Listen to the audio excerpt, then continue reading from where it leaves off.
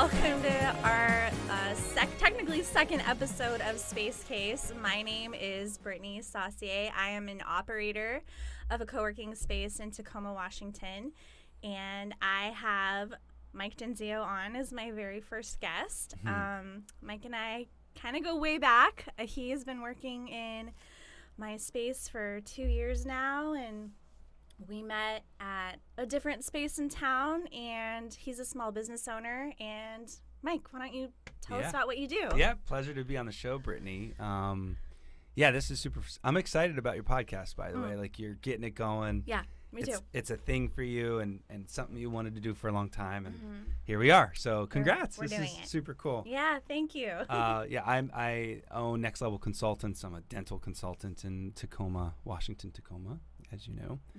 And been doing it for about 4 years, and it's been quite the journey. I'm sure we'll get into some questions about that, but co-working was the start of it all. So this is exciting. It really was. I think like one of the coolest things about co-working is you're not just renting an office. You have so many resources available to you just in the space you work in. I mean, you've had like success stories. Tell me about the kind of things that have helped you advance your business just by being in the right space. Yeah. So when I first met Brittany, she was in another space, and she wasn't the boss then, but she kind of was the boss. She ran the show, but she wasn't the boss. Like, she's the boss now. So Brittany, AKA boss lady. Boss lady. Hashtag boss lady. Hashtag co-working boss lady. Yeah. So I met her. She was at the front desk, and we chatted. And the cool thing about co-share or co-working is you might be a small business owner, but you don't have a team. You're just getting up off the ground. And if you're like me, you need some interaction with people. You kind of want to see some faces every day. You need a little regularity in your life. I couldn't work at home because of my kids. They're crazy. I just needed a place to retreat and focus. And so, but at the same time, too much focus and being total solitude is not healthy for a guy like me. Right. It's isolating. It's totally isolating. So going into the co-share was great because I'd see some faces. I'd see you at the front desk, and it was great. And so long story short, Brittany left, came here. I followed her. And yeah, the benefits of co-working are that, like, you get to see the same people. You've got the coffee machine, you got aka the water cooler, right? The coffee pot. Yeah. And so, yeah, I mean, the people, I've found employees through this. I've found partners, my accountant I found through this, obviously friends, but Brittany's done some stuff for me in marketing. Yeah, we worked together.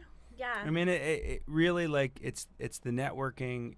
You have other people just like you that are entrepreneur spirited, that are game to help each other in whatever capacity, leveraging their skill sets. And it's kind of like a bunch of badasses in one big room trying to make it, and we all want everybody to succeed, versus just kind of like the 80-20 rule where most of the people out there just kind of suck and the other 20% is awesome.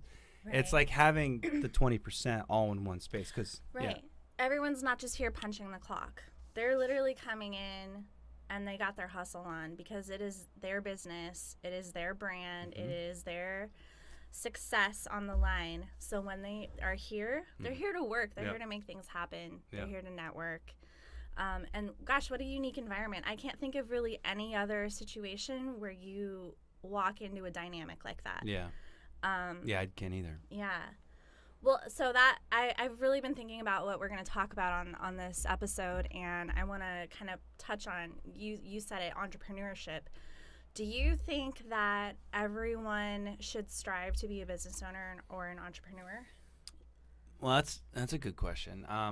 Although I feel like ownership is like the way to go, because I lived the corporate life. I was a corporate banker for many years. I was a marketing guy for many years. So I think I had almost a 20-year career-ish in corporate world before I started my own company. Yeah. And so I've seen the awesomeness of owning. I've realized it financially, flexibility, all of that. But I would say that no, ownership's not for everybody. I think you have to have grit. I think you have to obviously have vision. You need to be resourceful. Think on your feet and be a problem solver. That's not everybody. It really isn't. And you know what? That's okay. Yeah. I think our work culture, especially American work culture, is so wrapped into, like I said, like the hustle. And not everybody has the energy for that or the resources or even just the want. Yeah. So I think it's okay that not everyone owns a business or is an entrepreneur, but for those folks that want to do it, like, more power to you. Yeah, no, absolutely. I mean, you can't have too many chiefs, right? And too many cooks in the kitchen. Too many cooks, too many chiefs. Yeah. You do need some Indians. You do need some cooks in the kitchen. Too many. Yeah, you need some. I'm trying to put the kitchen reference there. There's too many servers. You need servers, I guess, is what I'm getting at, and that's okay. I think there's a lot of people that just want to punch in, punch out, or just have clear boundaries. Work-life balance is fine. I just think ownership is. There's no such thing as work-life balance. Honestly, it's all work. Unfortunately, yes, it is. And I also think that even the people that really want to be in ownership or have that entrepreneurial spirit, once you actually finally make that move and you're in it, you're like, whoa, this is hard. Crazy. This is crazy. I mean, you're the CMO, the CFO, the HR director, the vision leader, the salesperson, the doer. And I think that's the journey I've had. And by the way, I'm saying it's not for everybody. You can have work-life balance as an owner. It's just, I think it's going to take a long time for you to build an infrastructure that you can finally get your life back. I think the first 5 years is just there is no work-life balance. If you're trying to achieve financial goals that maybe you could get at corporate life, if that makes sense. Right. And a corporate life sort of comes with a support system. I mean, if you work for a good company. And as an owner, you have to build your own support system. Yeah. Which is hard. Which could be coworking. Yeah.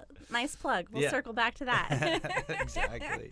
Yeah. Okay. Well, let me take a look at the other things I wanted to talk about. In your business right now, what do you struggle most with? Man, that's a loaded question. It is, and I'm sure there's not one answer. There's not. So in the beginning, it was all marketing, sales, and then the contracts came, cash flow came, bills are good. Now it's, I need my life back. Isn't that funny? Like, I had tons of time to hang out with my kiddos and the wife and family, but instead I was focused on getting the business. Right. And if you just focus on the business, the other side's gonna fail, right? It's just it's just life. We're screwed up people. Like the humanity is just a mess. But like when you think about that, like what you focus on gets done. And so right now I'm trying to figure out how to get that back, but also still be good with that foundation that I was talking about. So balance, scaling, and getting your operations, your logistics in place so you can scale. Yep. Yeah. Keep the same amount of clients or more, and work less. And I don't think, unfortunately, I think I keep going back to this generation thing, but like I feel like the younger gen doesn't understand that you have to go through that hard part first. They just want the easy. They want to be the CEO now. To scale, yeah, it's just right to see make millions of dollars and don't worry about it. Yeah. There's definitely a different mindset around work. There's a lot of great stuff out there about like the evolutions of a small business, and again, first thing's marketing, second thing's scaling and systems, and then you can have more issues and more issues. So it's just always issues. Yeah.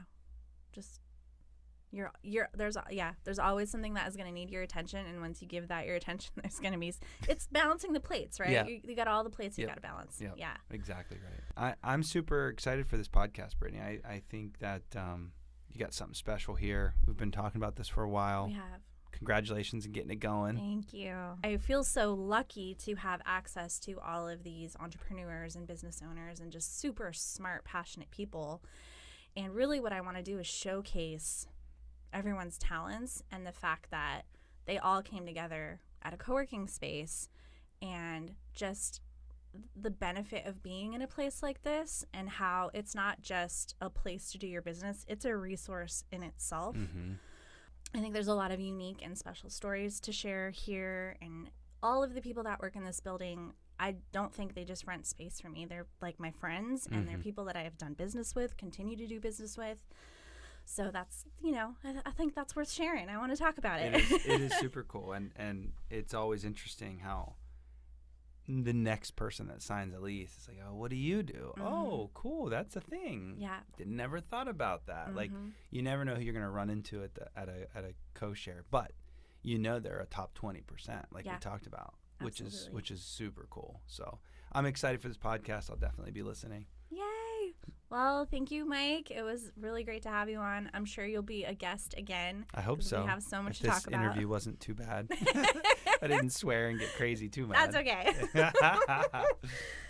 All right, guys. Well, that is it for our first episode of Space Case. And tune in next time. We're going to have another co-working member on the podcast. And, we're just going to be talking about tons of different businesses and what it takes to get going, and the ways that co-working can help you do that if you are interested in being an entrepreneur or a small business owner. Thanks. We'll see you next time.